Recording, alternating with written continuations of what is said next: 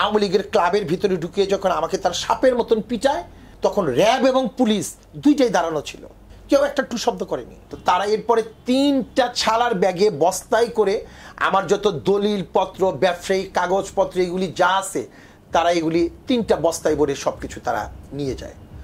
আমার উপরে যখন 15 সালে যখন আমার উপরে বডি ওয়ারেন্ট হয়, শুধু আমার না, আমার নবিল্লা নবী, ওনাদের দুইজনের উপরই, আমাদের দুইজনের উপরে বিশেষ করে খুব ভয়ঙ্কর সময়গুলি তখন পার করছি। হয়তোবা যদি তখন তারা পেত, হয়তো আমার লাশটাও আজকে পাওয়া যেত না।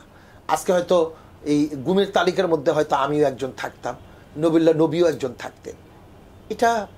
এটা কোনো ডাউট না, মানে এটা কোনো নিছক গল্প না। আমি চিত্রটা বলছি, ওই সময় প্রেক্ষাপটটা বলছি। ভাই, অন্য কাউকে দেখি নাই। অন্য এই স্থানীয় ঢাকা 4-এ আরও অনেক সিনিয়র নেতা আছে যারা নিজেদেরকে অনেক বয়োজ্যেষ্ঠ, অনেক ত্যাগী নেতা হিসেবে যারা নিজেরাই নিজেদেরকে ঘোষণা দেয়। দেখি নাই ভাই, কোনো ত্যাগ দেখি নেই। যখন আমার উপরে হামলা হয় দয়াগঞ্জে এই 111-এর পরই, যে এই তারা আমাকে উপরে যখন মেরে ফেলার জন্য তারা যখন হামলা করে, আওয়ামী লীগের ক্লাবের ভিতরে ঢুকিয়ে যখন আমাকে তার সাপের মতন পিটায়, এরপরেও তখন যে আমাকে উদ্ধার করতে যায় আমার এলাকার যত লোকজন, শত শত লোকজন, আমি তখনও কৃতজ্ঞ তাদের প্রতি। এবং যখন আমার এই মামলাটা, দয়াগঞ্জের ঘটনার পরে মামলাটা যখন পুলিশ নিচ্ছিল না, তখন গ্যান্ডারিয়া থানাকে ঠিক এরকম 500-700 লোক ঘিরে ফেলে মামলাটা নেওয়ার জন্যে। পরবর্তীতে আপনার ওসি তখন ফারুক ছিল, ফারুক তখন মামলাটা নিতে বাধ্য হয়, কিন্তু মামলাটাকে একটা কোনো রকম একটা সাজানো একটা মামলার মতো তারা নিয়ে যায়। আমাকে যে জায়গায় হত্যার উদ্দেশ্যে ছিল, সবচেয়ে মজার বিষয় হচ্ছে আমার উপরে যে দয়াগঞ্জ যে হামলাটা করছে, তখন র্যাব এবং পুলিশ দুইটাই দাঁড়ানো ছিল, কেউ একটা টু শব্দ করেনি। এবং এটা যে খুব সুপরিকল্পিত ছিল, ইটস নো ডাউট।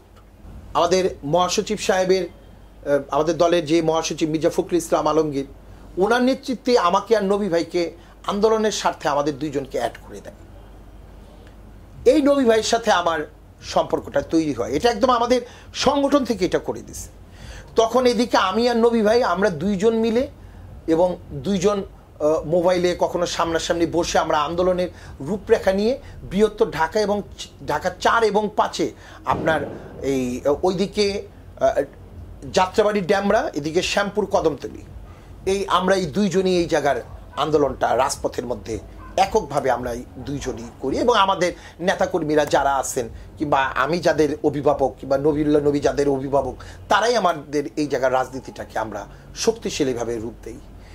এবং এই রূপরেখার দরুন তখন এই জায়গায় যে জায়গায় বসে আমি কথা বলছি, আমার এই জায়গার মধ্যে র্যাব, পুলিশ, ডিবি, তখন নির্বাচনে মনে হয় সম্ভবত বিজেপি ছিল, বিজেপি, তারা এই যৌথ বাহিনী, তারা আমার এই জায়গায় ওনারা, আমি বলবো যে ওনারা আক্রমণ করে, এটাকে গ্রেপ্তার বলা যায় না। আমার বাড়িতে তারা আক্রমণ করে, আমার বাড়ির প্রধান গেট, প্রধান ফটক তারা ভাঙে। এরপর তারা আমার বাড়িতে ঢুকতে যে ক্লবস্টেবল গেট, এই গেটটা তারা ভাঙে। এরপরে যে আপনারা যে উঠে যে আসছেন আমার 5 তলার অফিসে, এই জায়গার মধ্যে যে একটা গেট দেখছেন, এই গেটটাও তারা ভাঙে। আমার অফিসে ওঠার যে গেটটা, এই গেটটাও তারা ভাঙে। এবং আমি এখন যে জায়গায় বসে কথা বলছি, এটা ছিল শুধুই মাত্র আমার ব্যক্তিগত একটা অফিস। এই জায়গার মধ্যে আমার মায়ের, আমার বাবার, আমার স্ত্রীর, আমার বোনের, আমার একমাত্র এই ভাইরার, মানে সবার জমি জমা কাগজপত্র যত যা আছে, এইগুলি সব আমি তাদের এই বিষয়গুলি তদারকি করি, এগুলি সব কিছু ছিল। তারা আমার স্টিলের আলমারি ভেঙে আমার যত দলিলপত্র থেকে, কাগজপত্র থেকে শুরু করে আমার ব্যবসায়িক যত কাগজপত্র, যত গুরুত্বপূর্ণ ডকুমেন্টস, যে জায়গায় আপনার 100 বছর আগেরও দলিল আছে, এই বিষয়গুলি সব। এবং ধরেন আমি যদি 90-এর থেকে যদি রাজনীতি শুরু করি, তো শখেও তো আমার প্রতি বছর একটা করেও তো আমার ডকুমেন্ট থাকে। তো 90 থেকে শুরু করলে তো আজকে প্রায় 35 বছর। তো 35 বছরে যদি প্রতি বছর যদি একটা ছবি থাকে, আমার কাছে তো 35টা ছবি থাকার কথা। তা আসলে ওই জায়গায় 35টা ছবি না, ওই জায়গায় শত শত ছবি ছিল ওই সময়ের স্মৃতি সম্পন্ন।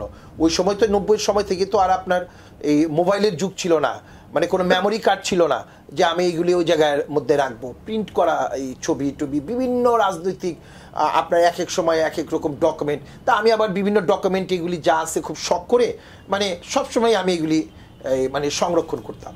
তো তারা এরপরে 3টা ছালার ব্যাগে বস্তায় করে আমার যত দলিলপত্র, ব্যবসায়িক কাগজপত্র এগুলি যা আছে, তারা এগুলি 3টা বস্তায় ভরে সবকিছু তারা নিয়ে যায়।